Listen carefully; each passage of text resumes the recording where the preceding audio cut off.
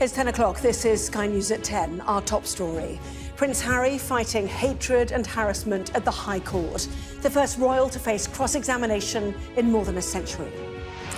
In his case against press intrusion, he cites the impact on his mother and says Piers Morgan's alleged involvement made him feel physically sick. He said your behaviour was vile and unjustified. What do you think? I didn't see it. But I wish him luck with his privacy campaign. Look forward to reading it in his next book. Also tonight, the flood of war, the dam destroyed close to the Ukrainian front line, potentially blocking the battlefield, inundating civilians' homes. We're in one of the main streets of Kherson City. And even whilst we've been here, it's risen a couple of inches, I'd say. Plus, from influencer to allegations of rape, we speak to a British woman who says Andrew Tate threatened to kill her. Welcome to Live 2023. Teeing up a major row over golf's future as the biggest tours team up with a Saudi-backed rival. And we'll take a first look at tomorrow's front pages. That's coming up in our press preview from 10:30.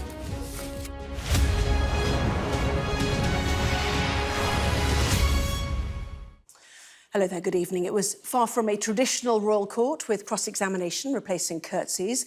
Prince Harry faced a full day in the witness box in his case against Mirror Group newspapers. And in his testimony, written as well as spoken, he didn't hold back. He said he had played up to headlines that he was a thicko or playboy prince, and said the alleged actions of former tabloid editor Piers Morgan made him feel physically sick.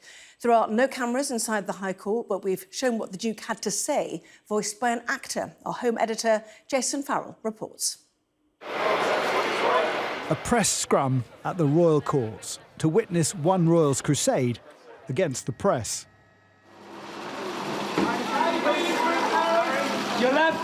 Harry believes he can prove the tabloids were liars and lawbreakers.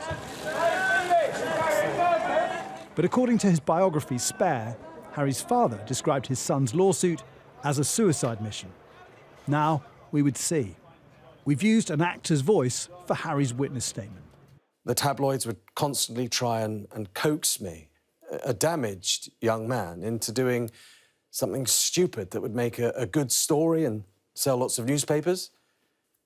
Looking back on it now, such behaviour on their part is utterly vile. In his cross-examination, the Mirror's lawyer began by arguing that Prince Harry hadn't read many of the articles at the time, so couldn't have been distressed by them, citing ones written when he was a boy. There are no cameras and no recordings in court, but this is what the Duke said in response, performed by an actor. These articles were incredibly invasive, and each time one of these articles were written, it had an effect on my life. The people around me, my mother in this case, her reaction to me as her son. Then came the cross-examiner's next line of attack. One key argument by the Mirror's lawyer, Andrew Green, is that much of the information that Prince Harry says was obtained by illegal means was actually already out there, either from palace officials or other newspapers, or even Prince Harry himself. One example, an article on Prince Harry's 18th birthday, Green says, "The private information has been revealed by you in an interview." It was argued that information in this article about his mother visiting him at school on his birthday was announced by the palace the day before, that this one, about his broken thumb, like many others, merely copied information from other newspapers and broadcasters. Prince Harry was asked whose phone he thought had been hacked for the information.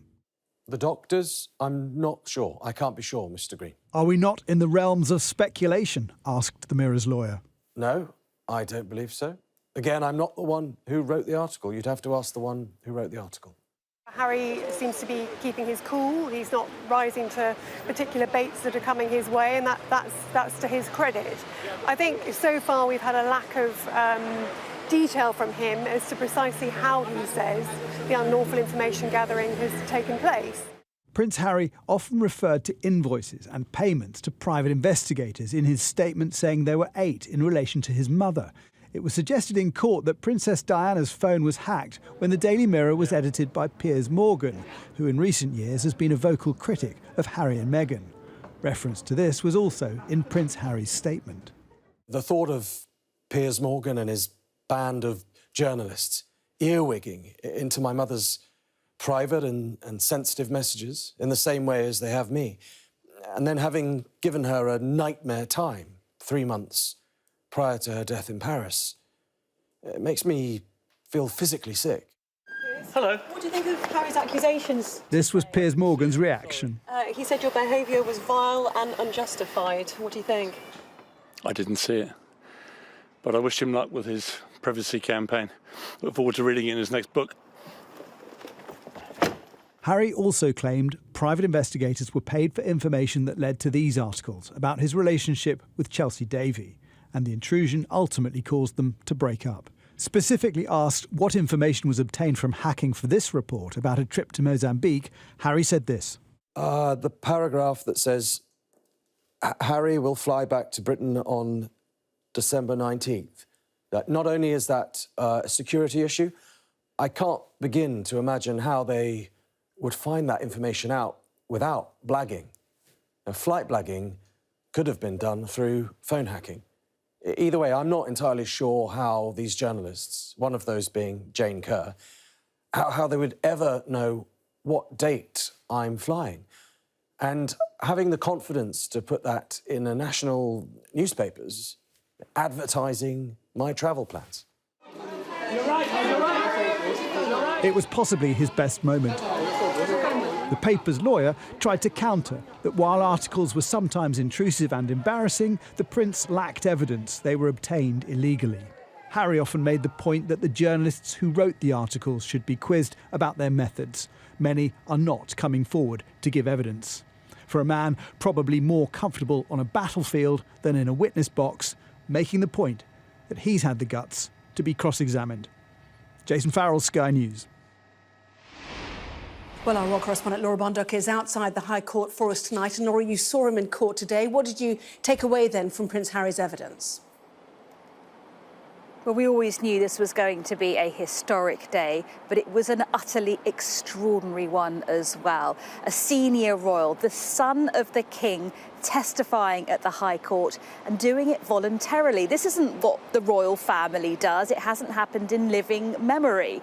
Prince Harry's legal team were happy with what happened today. They would, of course, say that, but I think it does show there were real worries about how he would cope under the pressure of quick-fire cross-examination. But if the Mirror Group barrister had hoped to goad Harry today, it didn't happen. Harry remained composed and calm, but he wasn't given an easy ride. He was facing some very direct and difficult questions about what kind of proof did he have that all the stories that were written about him involved or were the direct result of illegal activities like phone hacking. It really was intense. But don't forget, this is what Harry wanted. He wanted it all said and heard in open court because he has this higher purpose, a bigger mission, which is to prove what went on, but also to hold those responsible to account. His witness statement felt like a manifesto. He says he had a front row seat when it came to hacking and that we'll all be better off as a result of this case.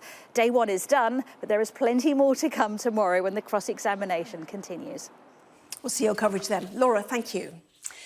So Prince Harry chose to bring his case at the High Court, but he's facing an unwelcome challenge in the United States tonight. Our US correspondent Mark Stone joins us now from the E. Barrett Prettyman US Courthouse in Washington. And Mark, this case is over the terms on which Prince Harry entered America. Yeah, it's fascinating stuff. Don't expect any resolution to it soon, but it certainly was a stroke of legal coincidence that on the same day that everything was unfolding at your end in London, here at this federal courthouse in Washington, D.C., the phrase "the Duke of Sussex" was uttered many, many times. I sat in court as they went through some pretty complicated and not wholly relevant legal details. That is the setup of a legal argument which could see the Prince in some rather difficult situation. Essentially, the Heritage Foundation, which is a right-wing think tank here in the United States, which has got it in for the Department for Homeland Security over how it issues visas, has found a perfect case study in Prince Harry, because Harry lives here, he was granted a visa, and yet he has admitted taking drugs on multiple occasions. He's admitted it in his book and in his Netflix series. So the question for the Heritage Foundation is, how was he allowed to get a visa? Because there are two specific questions in visa forms for entry to the United States which say, essentially, have you ever taken drugs? If he answered yes to those questions, then there is a question for the US government. Why did they give him a visa? If he answered no to those questions, well, then in the words of Niall Gardner, a senior person at the Heritage Foundation, he lied. He committed perjury, which puts him in an incredibly difficult position. This, for the Heritage Foundation, is a political story. They've got it in for Biden in the White House. They're a right-wing think tank. Biden's government is centre-left. But also it's personal. Niall Gardner from the Heritage Foundation has written a number of times about his views on Harry, on Meghan as well. So, as I say, he is a neat case study. He ticks a number of boxes. We won't know for some weeks whether or not his visa could be revoked. Mark, in Washington, thank you. Well, you can get plenty more analysis on the Prince Harry case and more of our reconstructions on the Sky News website. And if you scan the QR code on your screen, you can listen to the latest edition of the Sky News Daily podcast, where Leo Belletto and our royal correspondent Laura Bundock take you through everything you need to know about the Duke's appearance in court. It is too early to say for sure that the detonation of a dam which has inundated parts of a key battlefield in Ukraine was carried out by Russia. That was the verdict tonight from both the White House and Rishi Sunak on his way to Washington. But military analysts told us that the short-term benefit of the explosion would be to Russia's advantage. The Novokakhovka Dam is in Ukraine's Kherson region, which is currently under Russian occupation. Upstream, the dam helps supply cooling water to the Zaporizhzhia nuclear power plant. Downstream, it was holding back water, which is now streaming across low-lying land, including the city of Kherson. Our special correspondent, Alex Crawford, is there. The breach of the Novokakhovka Dam is being called Europe's largest man-made environmental disaster in decades. And Ukrainian officials lost no time in calling it a terrorist act and an international war crime. The unleashing of the torrent of water from the huge reservoir swallowed up whole streets, dozens and dozens of villages and parts of Kherson city within hours. Residents scrambled to safety with their pets, just picking up what they need, whilst neighbours and relatives hastily set out to find stranded elderly family members who can't wade through these rising waters. And others watched from their windows as the water just rose and rose. I don't know what to do, Ludmila says. How can they do that? OK, it's war, soldiers are fighting each other, but to blow up the hydroelectric dam, I can't find the words. It's barbaric. The water is really rising quite rapidly. Just to give you an idea of how deep it is, this is one of the plant pots, and we're in one of the main streets of Kherson city. And even whilst we've been here, it's risen a couple of inches, I'd say. The people of Kherson city have been occupied and they're regularly bombed and shelled, so being deliberately flooded isn't fazing them. When you live here for more than 6 months, after being bombed all the time, after being scared all the time, so it's scary, but not so much as you're bombed all the time. So we try to stay safe. The president called an emergency meeting of his Security Council and left his East European partners in no doubt who he thought was to blame. І зараз навіть важко визначити, якими будуть наслідки для навколишнього природного середовища. Росія підірвала бомбу масового екологічного ураження, і це справжній екоцид. The dam blast has wreaked havoc on both sides of the Dnipro River, including the Russian-controlled territory on the southeast bank, plunging vast areas on that side underwater too. Russian officials have denied they're responsible, claiming the Ukrainians sabotaged the dam because of their failing counter-offensive. Киевский режим осуществил диверсионный, по сути, террористический акт, который привел к затоплению значительной территории. But in Ukrainian Kherson City, that's not how they see it. Normal people will never do that, he says about the dam blast. They're just terrorists. What can you call this, she tells us? It's genocide of a nation. Misery again for the civilians, but the floods will also likely tie up emergency services, as well as impede the Ukrainian forces and their plans for a counter-offensive. Alex Crawford, Sky News in Kherson City. Well, the breaching of the dam in southern Ukraine is being discussed tonight at the United Nations Security Council. America's representative said it wouldn't make sense for Ukraine to be behind the attack. So what benefit could come from the breach? Our international affairs editor, Dominic Waghorn, reports. The huge Novokakhovka Dam seen by satellite before its breach and after, almost completely overwhelmed or swept away. Suddenly, the terrain of war across a swathe of southern Ukraine looks completely different. A potential battleground now under millions of gallons of water at what could be a pivotal moment. The breach of the dam has flooded one of the most crucial fault lines of this war that runs the length of the Dnipro River. In August, Russian forces retreated from land they'd taken north of the river to a new defensive line along it, and dug in trenches and fortifications on and south of its southern bank, in locations marked here with red spots. It's not clear how flooded those defences are, but the river itself is now an even bigger obstacle for Ukrainians to cross. This temporarily, at least, greatly advantages the Russians. Ukraine is quite clearly it's beginning its counter-offensive, and it's got a lot of choices about where it attacks. The rising waters, the flood, will make it more difficult for the Ukrainians to attack across the river. The breach comes after this, a marked increase in fighting in Ukraine over the last few days. Is this the start of Ukraine's counter-offensive? It's not clear, but if it is, then Russia may well be taking preemptive action at enormous cost, again, to the people who live here. And there's this to worry about too. The waters held back by the dam are used to cool the nuclear rods in Europe's biggest nuclear power station at Zaporizhzhia. The world's nuclear watchdog, the IAEA, says it's watching the situation closely. The war has taken another lurch in an unexpected direction, with many more, no doubt, to come. Dominic Waghorn, Sky News. A woman who says she was sexually assaulted by the social media influencer Andrew Tate has told Sky News that he threatened to kill her. He is currently under house arrest in Romania as police investigate allegations of human trafficking, rape and sexual exploitation of women. A warning that our crime correspondent Martin Brunt's report includes graphic descriptions of the alleged violence right from the start. We were having sex and he put his hands round my throat and strangled me until I lost consciousness. And when I came round, he was still having sex with me.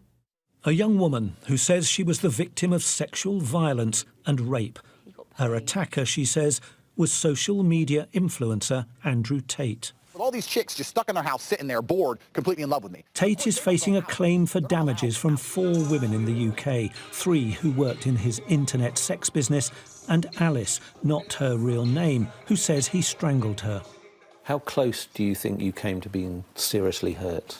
The next day, one of my eyes, all the whites of my eyes had got completely red in one of my eyes. And I looked it up afterwards and it was just lack of oxygen to your brain, where your blood vessels start bursting to try and get more oxygen into your brain. That was quite scary. Why didn't you go to the police?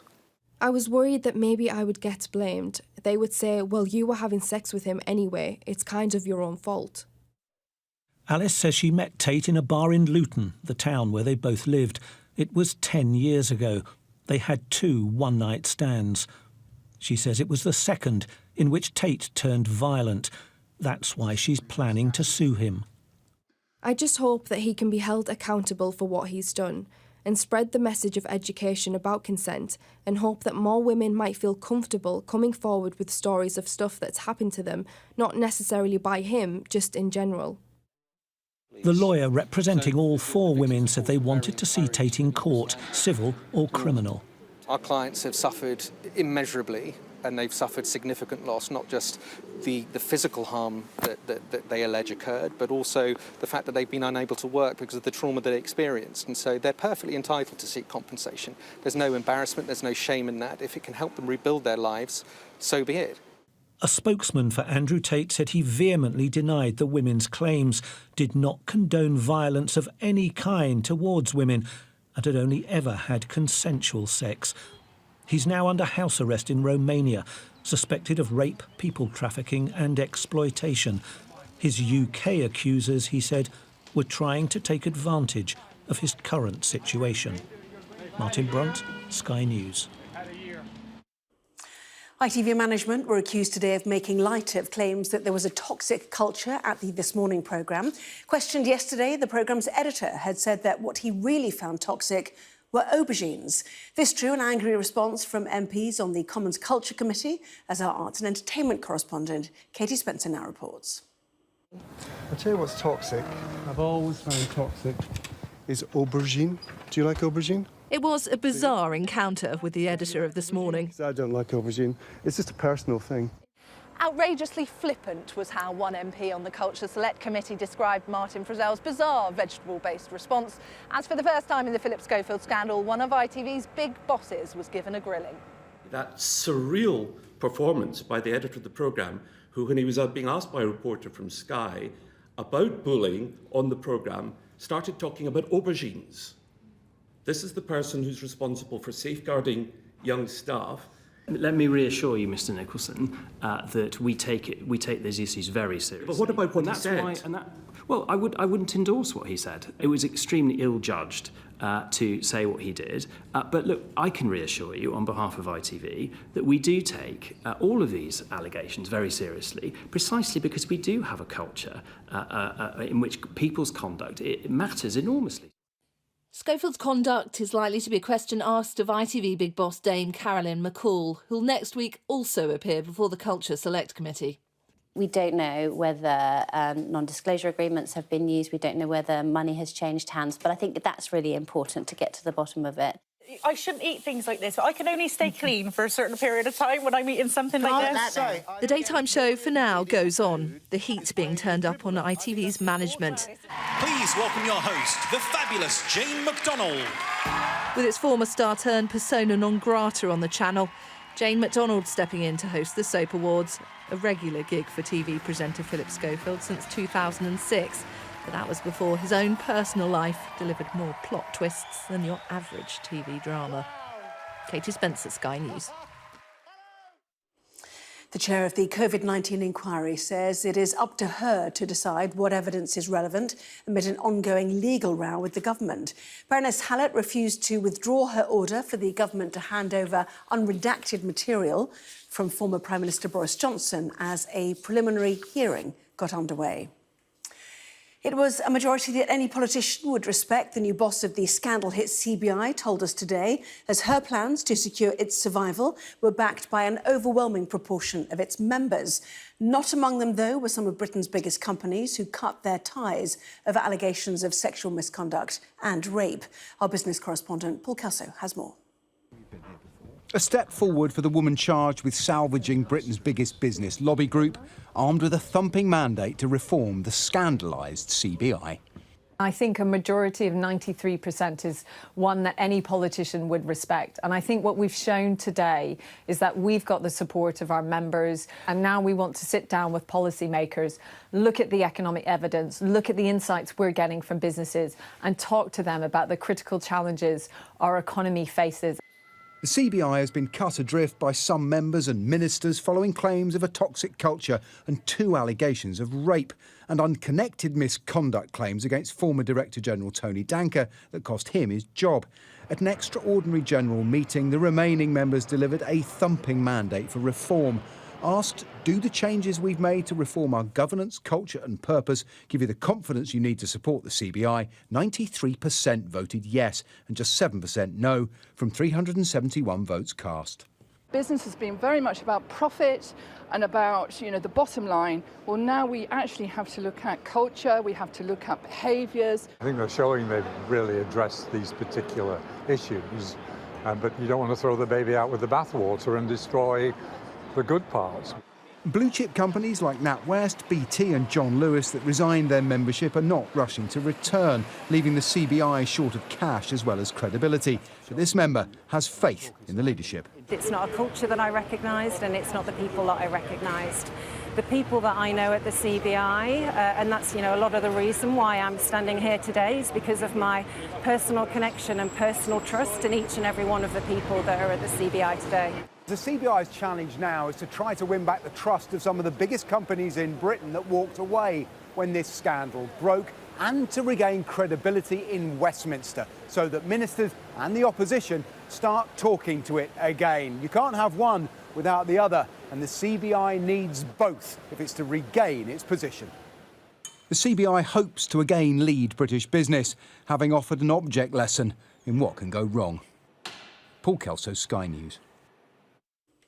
Saudi Arabian money has already landed the country's football clubs, two of the game's biggest stars.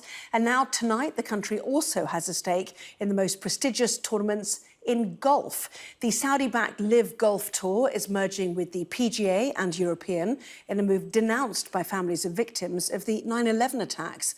Our sports correspondent Rob Harris reports. Welcome to Live 2023, our first official full... First they split the sport, now they've taken it over. The golf feud sparked by Saudi Arabia's rebel Live League healed by a stunning, unexpected truce. And we will be investing in the growth of the game of golf. It's a historical day for the PGA Tour and the game of golf. There's been a lot of tension in our sport over the last couple of years. But what we're talking about today is coming together to unify the game of golf. How betrayed will players feel who stayed loyal to the PGA, like Rory McIlroy?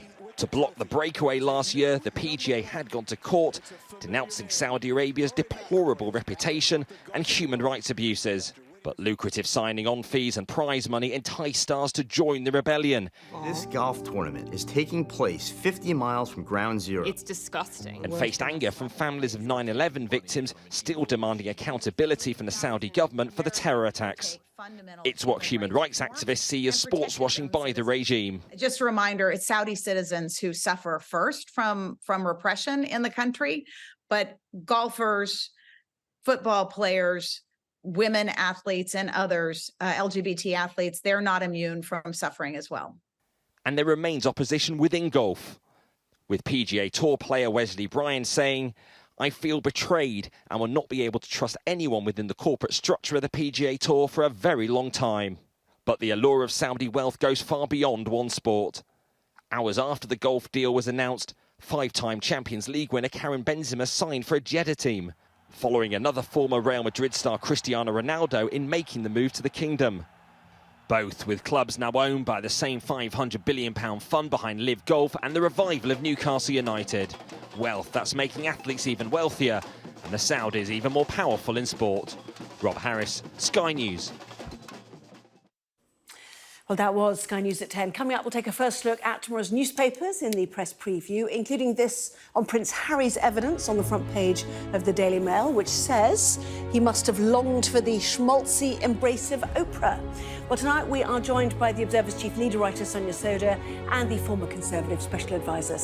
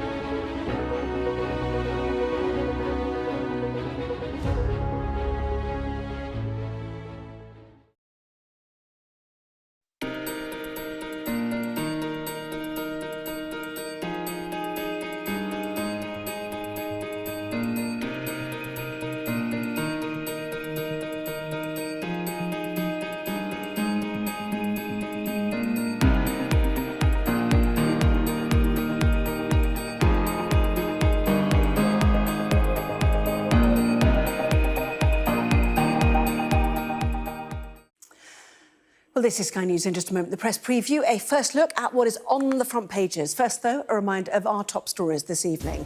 Prince Harry has been cross-examined in his hacking trial against the Mirror Group and condemned the tabloid press as vile.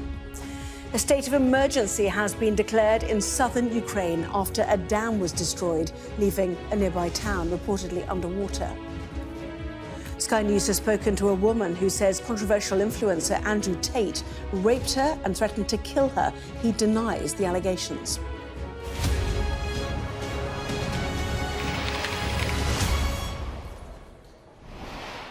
Well, hello there. You are watching the press preview, a first look at what is on the front pages. Time then to see what's making the headlines with the Observer's chief leader writer, Sonia Sodha, and the former Conservative special advisor, Salma Shah. Welcome to both of you.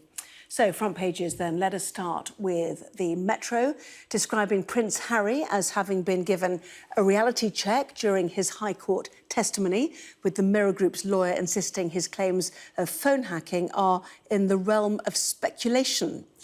The Daily Mail offers an analysis from their columnist Jan Moyer, who has little sympathy for Harry. The Financial Times quotes the Ukrainian President Volodymyr Zelensky saying Russia has detonated a bomb of mass environmental damage after the breach of a major dam on the Dnipro River. The Eye calls the incident a war crime and says 40,000 people have been displaced. And the situation in Ukraine is also the main concern for The Guardian. Away from Ukraine, the Daily Mirror leads with calls from Rob Burrows' wife to knight his former teammate and fundraiser, Kevin Sinfield. The Express has word of a supposedly game-changing weight loss drug.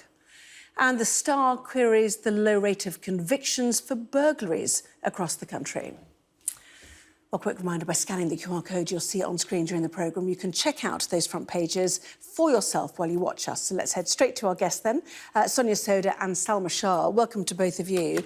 Some extraordinary pictures today, Sonia, including The Guardian, an environmental disaster. You know, 100 villages flooded, this major city of Kherson, real implications for both the war, the economy and the livelihoods of people in southern Ukraine.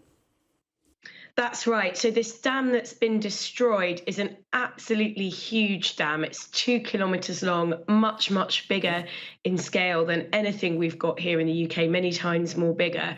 And Rishi Sunak, the Prime Minister, has just issued a comment tonight in which he calls this, the biggest attack on Ukrainian civilian infrastructure.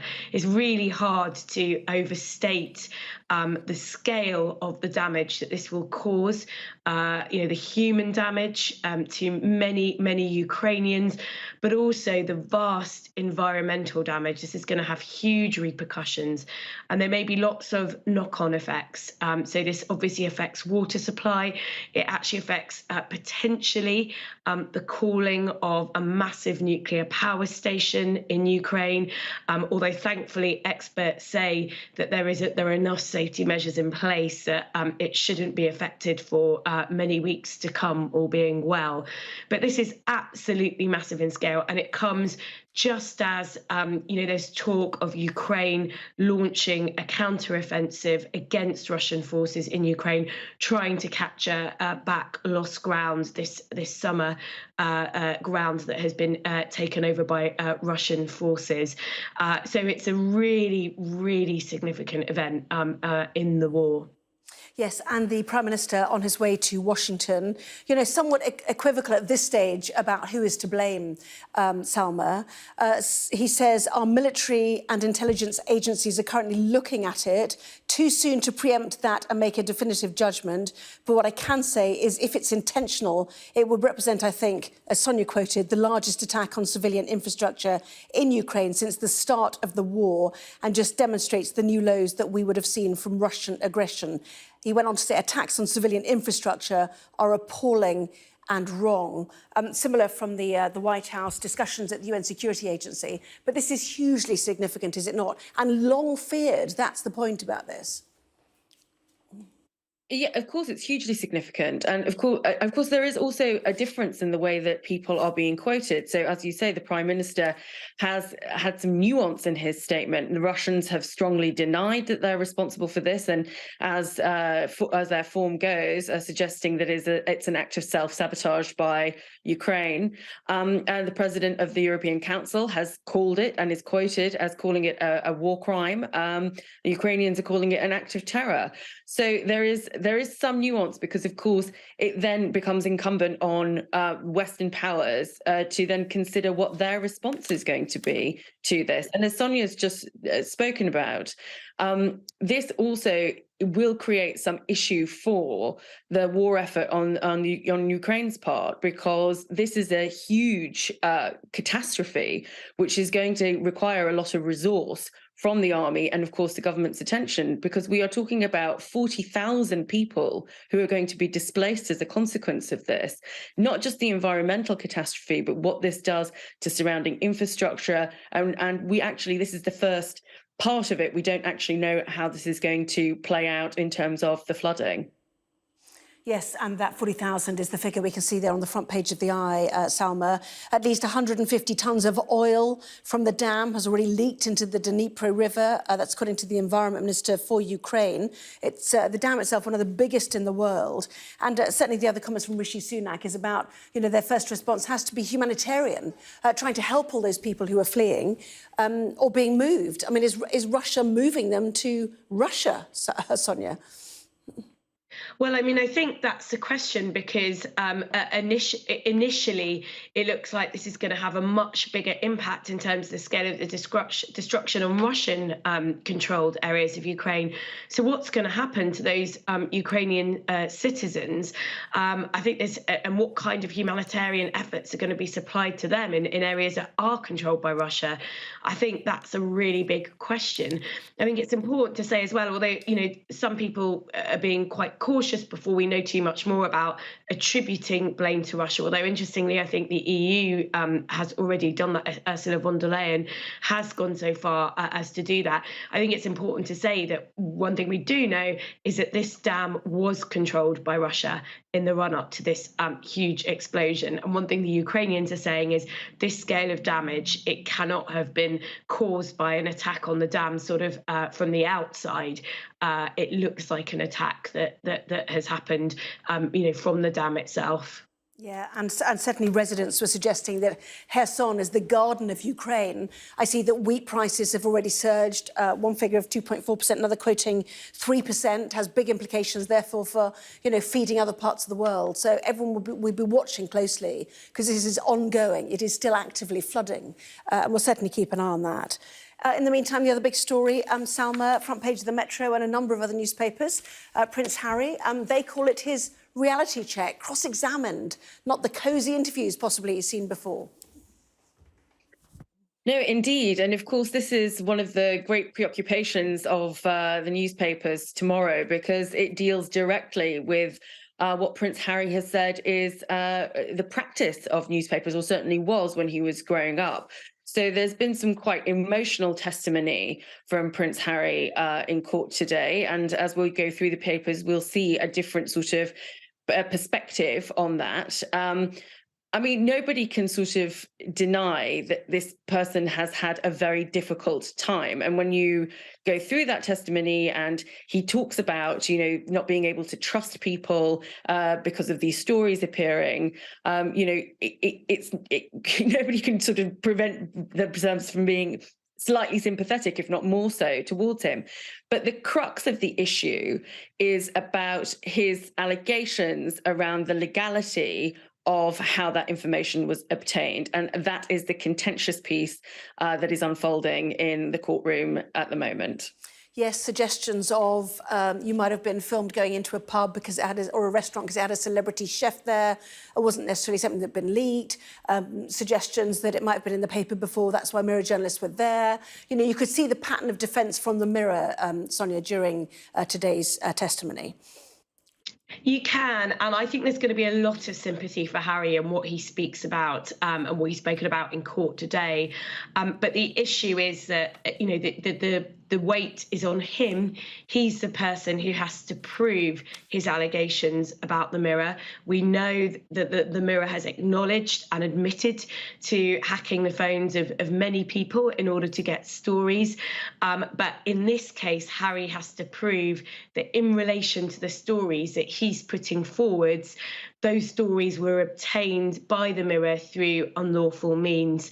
And that's quite a tough bar that's quite a tough threshold to cross in a court of law. And that's why we're seeing the pushback from the Mirror's lawyers, where the KC, cross-examining Harry, is sort of putting a lot of pressure on him and saying, well, this story that was already reported in the press that you've put forward, couldn't this detail have come from here? So what the Mirror's lawyers are trying to do is sort of say to the judge, well, there's no proof here that this information was obtained through unlawful means. So it is quite a high bar that Harry has to clear. However, I do think that for Prince Harry, he's been very clear that he's going to do what he can to expose the part that he feels the tabloid press has played in, making his life very difficult and the life of his wife, Meghan, Duchess of Sussex, very difficult as well. And so, perhaps for him, obviously he wants to try and prove this in court, but even this getting an airing in court might for him, be part of his objectives. Yes, and The Guardian, using the word vile, Prince Harry said vile British tabloids had a devastating impact on his mental health. But there were broader attacks too, weren't there, Salma, on the state of the British press and the government as both being at rock bottom, with the government having no appetite for press regulation. Some commentators suggesting this is an establishment figure attacking the establishment. Well, it's interesting because he sort of calls out the Prime Minister in his testimony, and he's insinuating that there's too much closeness between the press and government. And I think that to some extent that's a slight naive perspective, because of course, journalists hold a government to account, and having been someone on the inside of government, and Sonia too, journalists do hold governments to account. They do hold prime ministers to account. So I think that some of that is actually slightly misplaced. Although, he's now no longer a working member of the royal family, and he's perfectly entitled to have his view on this, but it is just a view. Daily Mail, Jan Moyer, he must have longed for the schmaltzy embrace of Oprah. At last, here we go, curtain up, drum roll, lights, action. Here comes the judge, closely followed by the Duke of Sussex, one day late, etc. Different papers with different views, presumably depending on whether or not they are subject to this kind of action from Prince Harry, Sonia. Yeah, I think that's right. I think you can see a division in the press. I think the Daily Mail front page, it's obviously this column by Jan Moyer is referencing the fact that being cross-examined in court is no walk in the park. And it's very different to doing a celebrity interview, like being interviewed by Oprah Winfrey, for example. However, I'm sure Prince Harry was aware of that before he gave evidence in this trial. And he made the decision that he was going to do it anyway. I'm sure he'll be very clear about the risks that there are involved for him. And anybody who's watched any form of trial, and this is a high-profile trial in the High Court, knows that you come under quite intense scrutiny from barristers from the other side. So I'm sure Harry himself would have done a lot of preparation with his advisors for this moment. And I think the fact that he's come in for some quite fierce cross-examination, that's not a surprise. That's exactly what you'd expect in a high-profile trial in the High Court. Yes, preparation but not coaching. That's what I learned. And certainly he can't talk to his lawyers tonight, can he, before he goes back tomorrow for more. Another half day from Prince Harry, we are told. Lots more still to come, including having led the Partygate inquiry, Sue Gray has now been given the green light to join Labour staff. We will discuss that and more in just a moment.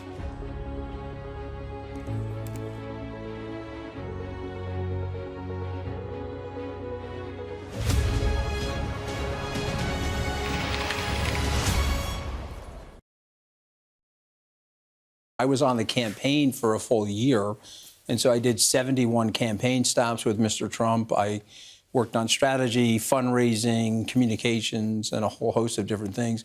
We didn't think we were going to win. I can say that to you. On the 8th of November in 2016, Mr. Trump was even saying that. We didn't think we were going to win. But once we won, I was not going to take a job in Washington. And so that came up, and if you'll recall, in July of 2017. My wife probably dislikes President Trump almost as much as Melania dislikes him, and so she didn't want me to do it, and so that caused me some personal problems as well. Thankfully, we patched that up. But yeah, it was 11 days or 954,000 seconds. Sometimes I say it that way; it makes me feel better. But it was a very interesting time in my life, and I'm glad I did it. I learned a lot. Why did you want to work for him? Well, I think ego. I think ultimately, for your viewers and listeners, be very careful with your ego, because when you make decisions that are based on your ego or your pride, you can sometimes make the wrong decision for yourself. And so, I built 2 successful businesses in the United States. I had gone to law school. I grew up in a blue-collar neighborhood, and so I had this self-narrative where I was going to go work for Mr. Trump, the President of the United States, sort of from a blue-collar neighborhood to the White House. And it was very compelling to me to do that. July 31st of 2017 was a really bad day for me. My wife had filed for divorce. I got fired from the Trump administration. I was getting lit up by every late-night comedian in America and every cable news pundit. So it was a really bad day. But here's the good news about that day. That day's behind me, and I don't regret any of it. And I tell people, when you're having a bad thing happen to you in your life, get through it. Just keep moving, keep going. And so I think that's another big lesson from the whole thing. My message to people is we have to heal the country. We have to find a transformational leader that can reach into those people and help to rebuild that trust and re-knit the fabric of America. So Mr. Trump was not capable of doing that. Remember, the first name of the country is United. It's not the tribal states of America or the disunited states of America. And so we need, I think, better leadership, more visionary leadership, more aspirational leadership than somebody like Mr. Trump.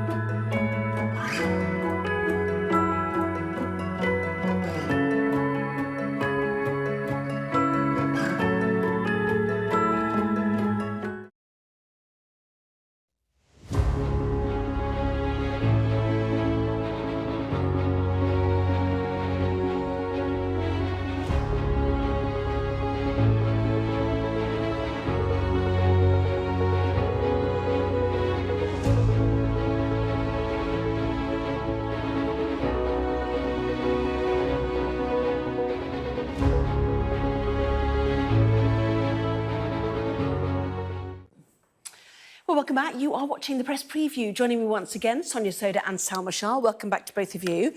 So we go to Sue Gray. Anger as Sue Gray gets the OK to join Starmer with a bit of gardening leave. This has been a bit ongoing, hasn't it, Salma?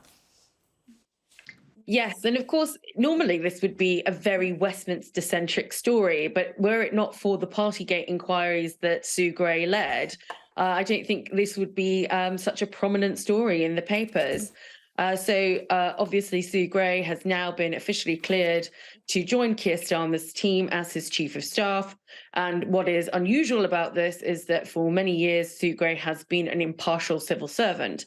And there have been some questions from government around whether she was able to conduct the inquiries into the Prime Minister impartially, knowing that she was potentially going to be joining the leader of the opposition's office. Now, clearly, the fact that she's been cleared and she's going to have a short gardening leave and begin with Keir Starmer in the autumn means that there has no suggestion or indeed evidence of impropriety on that part. But of course, anybody going into a role like that is going to be facing extreme pressure. And I think it's going to be doubly so for Sue Gray going into that role. Yeah, and what will the role be? I mean, the paper, The Express, suggesting that she will help ready his party for power after a general election. But this is, of course, such a kerfuffle. You wonder if it's worth it, Sonia.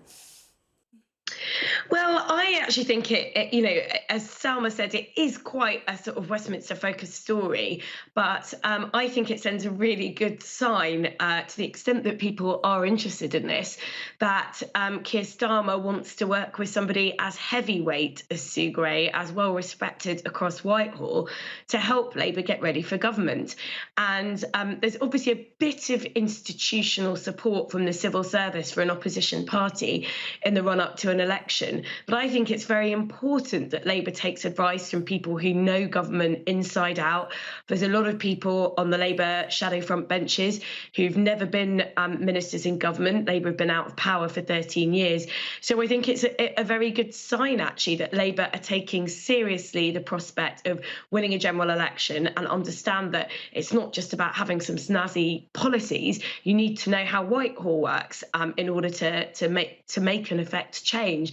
So I think it probably is worth the hassle, to the extent that the public sort of have concerns about it. I think a lot of the concerns actually are just being talked up by Conservative MPs, Conservative ministers who are annoyed about it. But I think the fact that you've got this independent body, a COBA, which scrutinises, the new jobs that former civil servants and senior civil servants and ministers can take on, and they've said 6 months gardening leave is enough, and that's an independent view. So I think Labour will be quite pleased with that, actually, probably. Quick look at the Daily Star. Inspector clueless. Police failed to solve a single burglary in almost half of neighbourhoods in England and Wales. I mean, they're typically a humorous treatment of the Daily Star, but being burgled is an utter violation for people, and very serious, isn't it, Salma? Yes, and I think why this is interesting is, of course, it's the Star's take on it. And increasingly, I've often found that the Star front page sort of speaks in tabloidese, but perfectly to some of the concerns that are being faced up and down the country. And you're absolutely right. Burglary is a very serious crime. It has serious impact on the people who are victims of it. But what we're seeing, actually, is a trend. And the government have talked about 20,000 extra police officers. And I think there's going to be a lot of pressure that's now applied as a consequence of these figures as to what is happening with the delivery of that and when the general public is going to be able to see the benefits of it. Officers, they say, are accused of giving in to scumbags. But as I said, it's very, very serious for people. Suggestion is they've been just helping just stop oil Tarquins on the M25 in 30 seconds, Sonia. Yeah, I'm not sure it's that, but I think it's a mix of things. I think it's a resourcing issue, the number of police officers we've got, as Salma just said. But there was also an important report from Her Majesty's Inspectorate on the police in recent months, which said that it's not just a resourcing issue. There are actually some police forces that are failing, and that's not just about money. That's about quality and management and leadership. Sonia and Salma, thank you both very much indeed. Lovely to see you both. More from both of them in the 11, of course. Right now, let's check out the weather.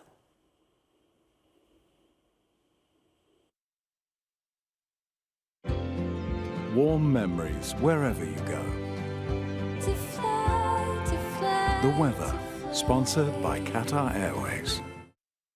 Well, high pressure has given quiet, dry conditions for some time, but there's the potential for some heavy and possibly thundery showers at the weekend as heat and more unsettled conditions spread out from the southwest. It will be a fairly dull start to the day, with overnight cloud extending well into the west. Clearer skies over Ireland, Western Scotland, West Wales and the southwest will give a chilly morning with some patchy mist and fog. The extensive cloud sheet over central and eastern parts of the country will burn back more readily this morning to leave a dry and sunny day for many. Lingering cloud around northern and northeastern coasts will make it feel cooler there. Will feel warm, though, inland. The weather, sponsored by Qatar Airways. Coming up next on Sky News at 11, Prince Harry takes to the stand in his hacking trial against the Mirror Group, singling out Piers Morgan, saying his alleged involvement made him feel physically sick.